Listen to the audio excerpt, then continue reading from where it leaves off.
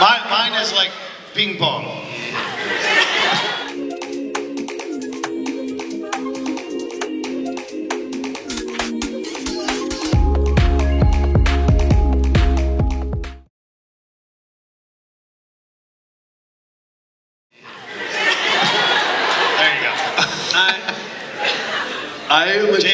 I consider myself a triple threat. So when you say dance, I want to show you just how passionate I am about my dance. That's the kind of shit that ends up on the internet and destroys my children. No.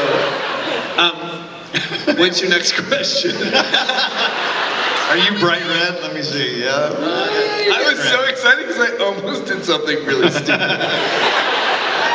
What'd you say? Okay. So the first thing you do is you put flippers on your feet. I don't know if you can see me, but you put flippers on your feet and you walk with flippers, because that's what Shaggy does. I don't know why I'm here. Did my butt crack just come out? I have the longest butt crack ever. So yeah, you walk like, so you literally pick up your feet like this, and you walk with your heel first, right? And then you act like you have strings tied to the end of your wrist. So.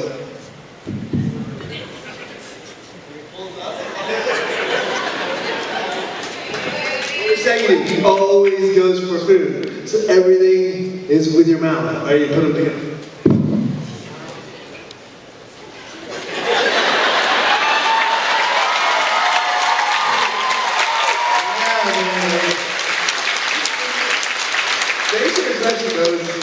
I enjoyed that. That was great.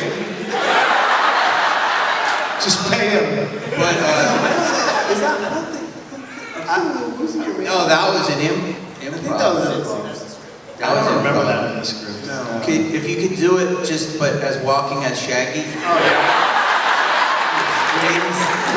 Like, I'll be all alone. Who's you?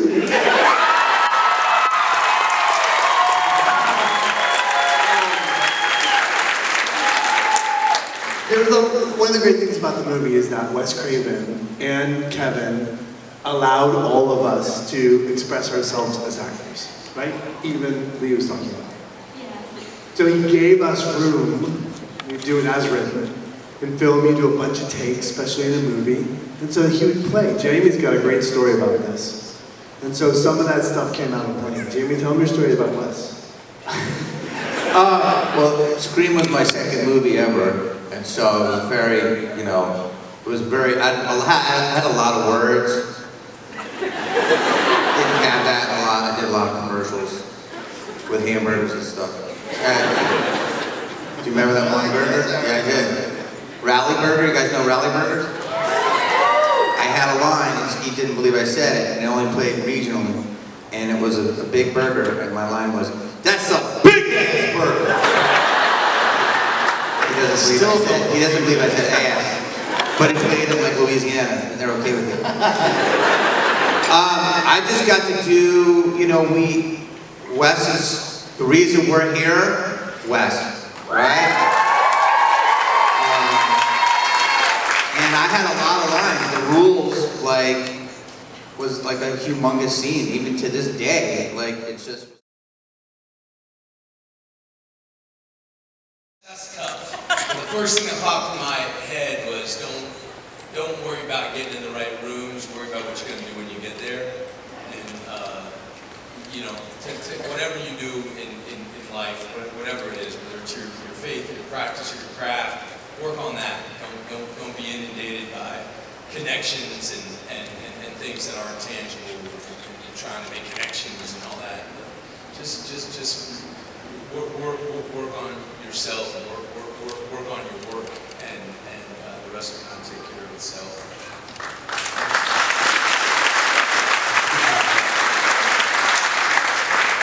Yeah, so such a great question.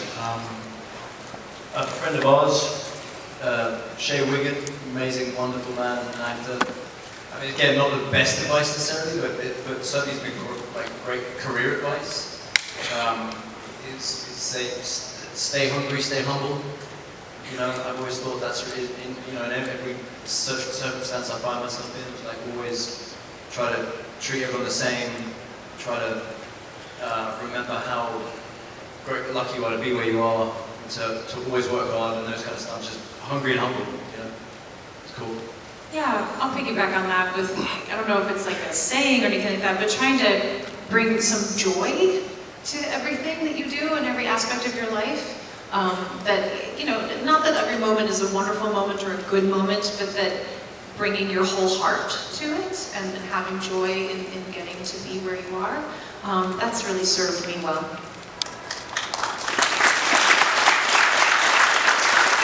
I guess I have sort of a weird anecdotal answer that's also, I guess, pretty surreal, but when I was first starting out, I moved to LA when I was like 19, and my mom knew somebody who knew somebody who knew somebody that knew like Warren Beatty somehow.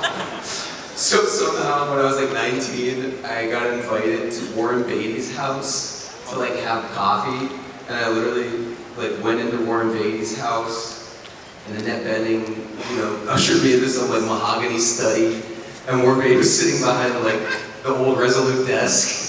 No, this is a dream it's you not. had. And literally the only thing that Warren Beatty said to me is, "They're all gonna try and fuck you, kid." And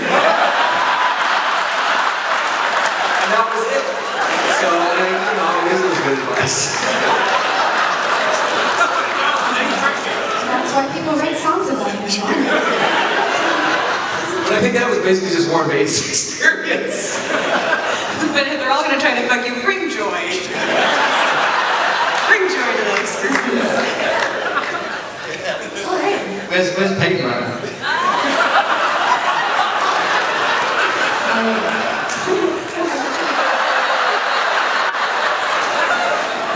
I warmed it up for you. No, I know you have a life, I won't do that. But my question is, although you play other people, the question's for everyone. Do you ever feel like you put your own personality into the character and that helps you play the role?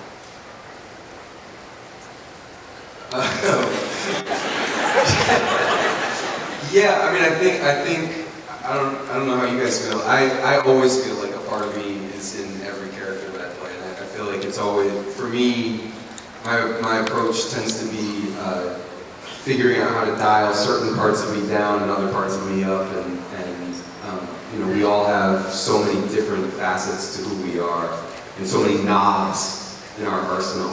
Because we keep talking about knobs, given where this He has shirtless photos at his photo booth if you want to go. She already got one. Already got one.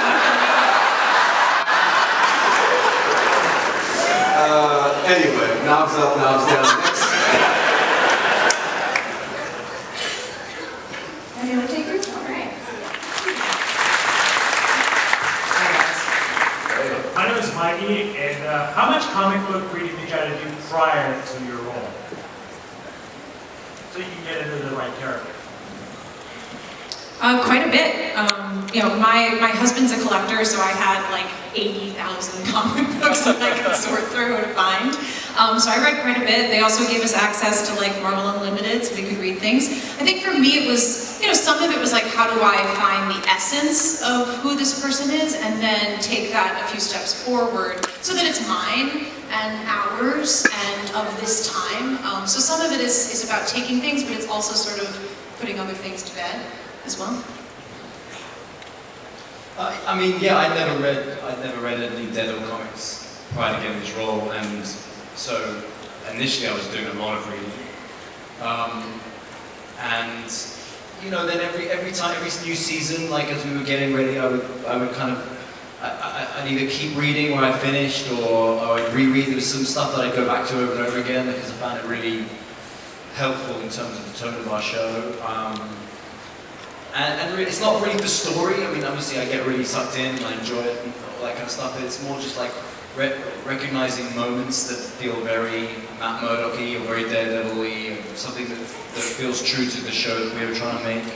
I took a lot of screen grabs of poses and things like that. Yeah, art is really helpful. Yeah, it'd be fun, like if you're suddenly on a rooftop and you have a scene and you're like, oh, I could be like in a pose when someone walks up to say something, and so I've got like iPad with all the poses, and some of them are like, there's a few that they look on the page like, oh, that's easy. And then you try and get yourself in that position, you're like, ah, that doesn't feel good. Yes, I mean, I think it's important to have a good sense of the source material.